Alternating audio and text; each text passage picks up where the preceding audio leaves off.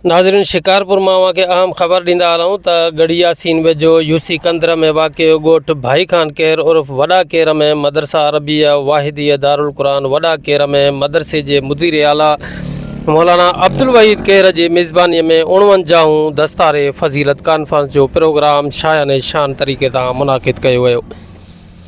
तक़रीब में दरगाह अमरोट शरीफ़ के सजादा नशीन साईं सिराज अहमद शाह अमरोटी, दरगाह बेर शरीफ़ के सजादा नशीन साईं अब्दुल मुजीब कुरैशी, दरगाह सुमरानी शरीफ़ के सजादा नशीन व अमीर जमीयत उलमा इस्लाम ज़िला शिकारपुर साईं अब्दुल्ला महर ख़ुसूसी तौर शिरकत कई।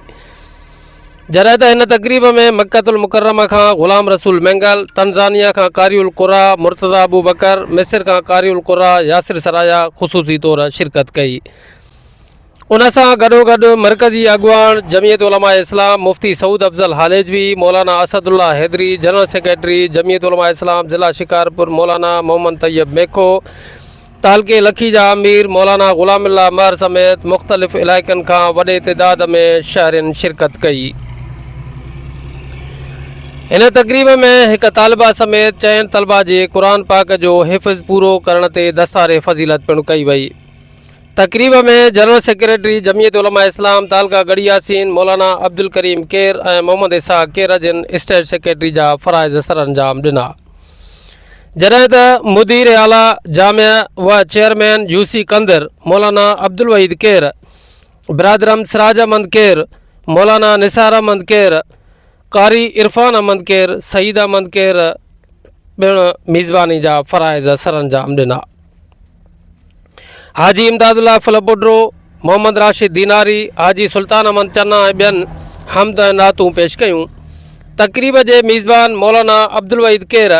ऐं उन जी टीम आयल महिमाननि खे गुलनि जा हार पाराए शानदार इस्तक़बाल कयो, जॾहिं त सिंध जी सुखड़ी अजरक जा तोहफ़ा पिणु पेश कया। जीअं त अॼु मदरसा अरबिया वाहिदिया दारुल क़ुरान वॾा कहर में 49 सालियानू इस्लाह उम्मत कॉन्फ्रेंस थी रही है, जो अल्हम्दुलिल्लाह हिन दीनी तबलीगी इस्लाही दीनी इदारे मां हर साल जीअं हिन साल भी तुलबा इकराम फारिग थिया आहिनि,